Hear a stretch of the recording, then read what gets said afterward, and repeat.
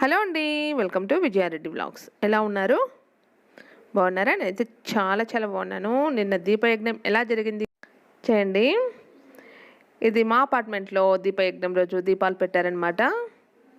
చాలా బాగా అనిపించిందండి. చూడండి, ఒక సంకల్పం పూంతే సక్సెస్ అవుతామండి. డెఫినెట్గా సక్సెస్ అవుతాం అనమాట. దానికి నిదర్శనమే ఈ దీపయజ్ఞం, జనతా కర్ఫ్యూ అండ్ లాక్డౌన్. ఇక్కడ నేను పెట్టిన దీపం అనమాట ఇది ఫ్రెండ్స్ దీపయజ్ఞం రోజు పెట్టిన దీపాలన్నమాట. ఈరోజు ఒక వ్లాగ్ని మీతో షేర్ చేస్తున్నాను. ఆఫ్టర్నూన్ వ్లాగ్ అనమాట. చూసేయండి ఏమేమి చేశాను, చూసేసేయండి. ఇక వ్లాగ్లోకి వెళ్ళిపోదాం. హాయ్ అండి, ఈరోజు ఆఫ్టర్నూన్ వ్లాగ్ని మీతో షేర్ చేస్తున్నాను. నేను బెండకాయ పులుసు అండ్ రాగి సంగటి చేశానండి. చాలా చాలా బాగా వచ్చింది. ఆ వ్లాగ్ని మీతో షేర్ చేస్తున్నాను, చూసేయండి. నేను ముందు బెండకాయ పులుసు కోసం అని చెప్పేసి మసాలా రెడీ చేసుకుంటున్నానండి. దీంట్లో దంచుకుంటున్నాను. నేను ఫస్ట్ ఒక ఇలాచీ యాడ్ చేశాను, అలాగే వెల్లుల్లిపాయలు, ధనియా పౌడరు, పచ్చి కొబ్బరి మసాలా యాడ్ చేస్తాను. వీటిని దంచేసుకుంటాను కచ్చాపచ్చాగా. ఈ మసాలా వేస్తే చాలా టేస్టీగా ఉంటుందండి కర్రీ. ఒకసారి మీరు కూడా ట్రై చేసి చూడండి ఒకవేళ నచ్చితే. ఇప్పుడు నేను ధనియా పౌడర్ యాడ్ చేశాను.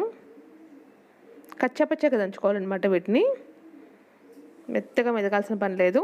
మిక్సీలో కూడా వేసుకోవచ్చు, కానీ దంచినంత టేస్ట్ రాదండి మిక్సీలో వేసుకుంటే. అందుకే నేను దంచుకుంటున్నాను అనమాట. ఇలాగా చిన్న రోల్ తీసుకోవాలని చెప్పేసి అనుకుంటున్నాను. చాలా రోజుల నుంచి రోల్ కూడా తీసుకోవాలన్నమాట, చిన్నది. అప్పటి వరకు దీంతోనే అడ్జస్ట్ అయిపోతున్నాను.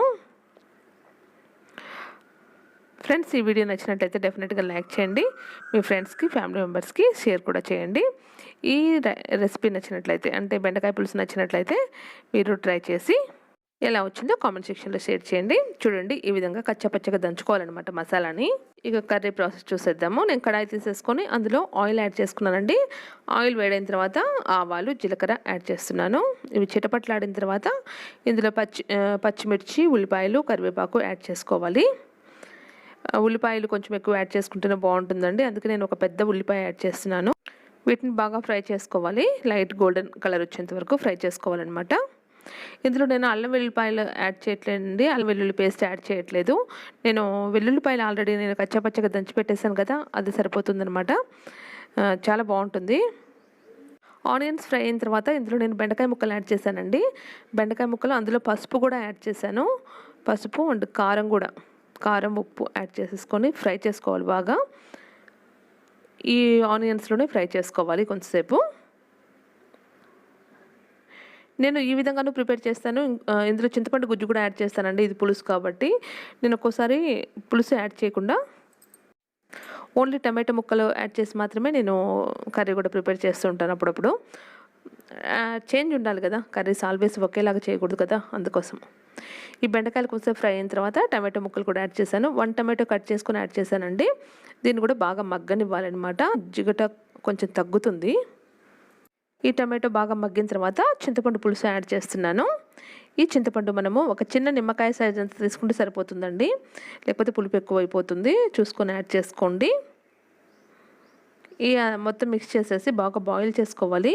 ఈ గ్రేవీ కోసం అని చెప్పేసి మనం వాటర్ కూడా యాడ్ చేసుకోవాలన్నమాట. ఈ వాటర్ మనము టేస్ట్కి తగ్గట్టు మనకి ఎంత గ్రేవీ కావాలో దానికి తగ్గట్టు వేసుకోవాలి. ఈ మొత్తాన్ని బాగా మిక్స్ చేసేసుకొని మూత పెట్టేసి బాయిల్ చేసుకోవాలి.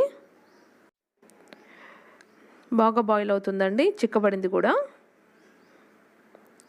ఇప్పుడు మనం ముందుగా కచ్చాపచ్చగా దంచి పెట్టేసుకున్నాం కదా మసాలా, ఆ మసాలాని యాడ్ చేసుకోవాలన్నమాట. ఆ మసాలా యాడ్ చేసిన వెంటనే ఫ్లేవర్ సూపర్ వస్తుందండి. చాలా అంటే చాలా బాగా వస్తుంది.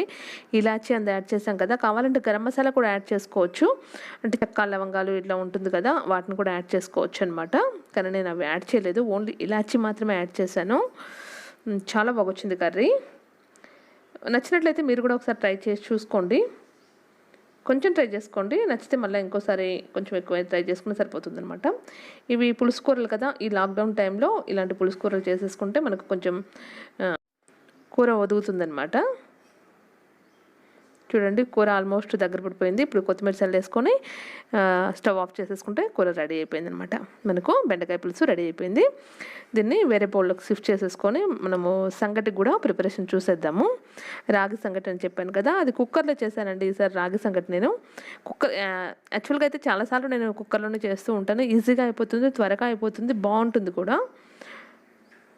ఈ బెండకాయ కర్రీ అయితే ఎమ్మీగా వచ్చిందండి, చాలా బాగా వచ్చిందనమాట. నేను ఈ కర్రీని వేరే బౌల్లోకి షిఫ్ట్ చేస్తున్నాను. షిఫ్ట్ చేసేసి ఇంకా రాగి సంగటి కూడా పెట్టేసుకుంటారనమాట. రైస్ పెట్టేసుకుంటే త్వరగా అయిపోతుంది. కుక్కర్లోనే ఎందుకు ప్రిపేర్ చేస్తానంటే తొందరగా అయిపోతుందండి, అందుకనమాట. వేరే బౌల్లో పెట్టేసుకొని చేసుకున్నా కూడా చాలా బాగుంటుంది. ఈ సంగటి కోసం నేను కుక్కర్లో రైస్ కడిగి పెట్టుకుంటున్నాను. మనం ఏ రైస్ అయినా వాడుకోవచ్చండి, మనం ఇంట్లో ఉన్న రైస్. దానికోసం సపరేట్ రైస్ అంటూ ఏమీ ఉండదు. రేషన్ రైస్ కూడా యూజ్ చేసుకోవచ్చు, కానీ నేను సోనా మసూరి రైస్ యూజ్ చేస్తున్నాను. ఒక 2-3 టైమ్స్ బాగా వాష్ చేసేసి బియ్యాన్ని, దానికి కొంచెం ఎసురు ఎక్కువగా పోసుకోవాలండి. రైస్కి పోసిన దానికన్నా డబల్ పోసుకోవాలన్నమాట. మనం అన్నం కోసం పోసుకుంటాం కదా వాటరు, దానికన్నా డబల్ పోసుకుంటే సరిపోతుంది. తర్వాత పిండి కూడా పడుతుంది కదా, మెత్తగా ఉడకాలన్నమాట ఈ రైస్. అందుకోసం కుక్కర్లో పెడుతున్నాను. ఇందులోనే నేను సాల్ట్ కూడా యాడ్ చేస్తున్నానండి. సాల్ట్ కూడా యాడ్ చేసేసి కుక్కర్ మూత పెట్టేసి ఒక 4 విజిల్స్ వచ్చేంత వరకు ఉంచుతానండి స్టవ్ పైనే.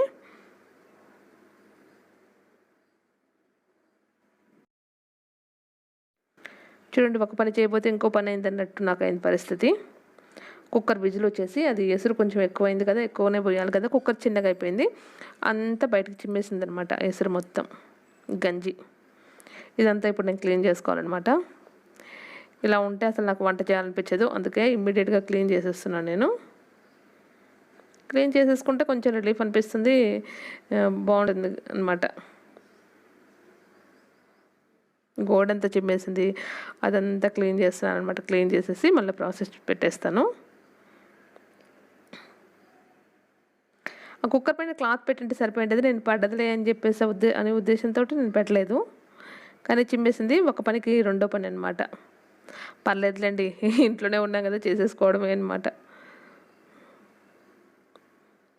ఇంకా ఫ్రెండ్స్ ఏం చేస్తున్నారు? నా ఛానల్ కనుక మీరు ఫస్ట్ టైం విజిట్ చేస్తున్నట్లయితే సబ్స్క్రైబ్ చేసుకోండి ఫ్రెండ్స్. అలాగే బెల్ బటన్ని కూడా యాక్టివేట్ చేసుకోండి, నా కొత్త వీడియోలో నోటిఫికేషన్ మీకు వస్తుంది. ఆవిరిపోయిన తర్వాత కుక్కర్ మూత తీసేసి మనం రాగి పిండి యాడ్ చేసి ఎనిపేసుకుంటే సరిపోతుంది అనమాట. మొత్తం మిక్స్ చేసుకుంటే, నేను రాగి పిండి చూపిస్తున్నాను ఇక్కడ, మోర్లో తీసుకున్నాను అనమాట. ఇది రాగి పిండి నేను. ఇప్పుడు ఇది తెడ్డు అండి. తెడ్డు ఎంతమందికి తెలుసు మీలో? తెలుసా మీకు తెడ్డు అంటే? మా సైడ్ బాగా తెలుసు అండి. రాగి సంగటిని ఎనపడానికి యూజ్ చేస్తాం మేము ఇది. అది మా నాన్న చేయించారనమాట నా కోసము. మా ఇంట్లో రాగి సంగటి కొంచెం ఎక్కువే వాడతాను నేను, అందుకోసం అని చెప్పేసి. ఇది ఉంటే కింద ఈజీ అనమాట మిక్స్ చేయడం, రాగిపిండి కలిపేసి. రాగిపిండి కూడా యాడ్ చేసేసి బాగా మిక్స్ చేసుకున్నాను. రాగి సంగటి అయిపోయింది అనమాట. ఇప్పుడు తెడ్డుకున్నదంతా సంగటి మొత్తం తీసేసాను, గరిటెతో తీస్తున్నాను. ఎందుకంటే చేయి పెడితే కాలుతుంది, వేడిగా ఉంటుంది బాగా. చేయి కూడా పెట్టచ్చు, కానీ నాకు ఎందుకు కొంచెం వేడి అనిపిస్తేనో ఓయ్ బాబు అని చేయి పెట్టలేదు. ఇలా గరిటెతో ఇలా సెట్ చేసేసుకొని ఇప్పుడు పెడతాను చూడండి. చెయ్యి ఇలా చేత్తో మొత్తం ప్రెస్ చేసేసి లోపలికి, తర్వాత మళ్ళీ ఒక 3 మినిట్స్ సిమ్లో పెట్టేసుకొని స్టవ్ పైన పెట్టేసేయాలండి మొత్తాన్ని. అప్పుడు బాగా స్టీమ్ అవుతుంది ఇది. చూడండి, ఈ విధంగా పెట్టేసి ఒక 4 మినిట్స్ ఉంచాలి. ఇంతే అండి, రాగి సంగటి రెడీ అయిపోయింది. పక్కన బెండకాయ పులుసు, కాంబినేషన్ అదుర్స్ అనమాట. ఒకసారి మీరు ట్రై చేయండి. ఇంతే ఫ్రెండ్స్, ఈ వ్లాగ్ నచ్చిందా? నచ్చితే డెఫినెట్గా కామెంట్ సెక్షన్లో షేర్ చేయండి. అలాగే లైక్ చేయడం మర్చిపోవద్దు. ఆల్వేస్ నన్ను సపోర్ట్ చేస్తూనే ఉండండి ఫ్రెండ్స్. లైక్, షేర్, సబ్స్క్రైబ్ మర్చిపోవద్దు అస్సలు. ఓకే ఫ్రెండ్స్, నెక్స్ట్ వ్లాగ్లో మళ్ళీ కలుద్దాం. అంతవరకు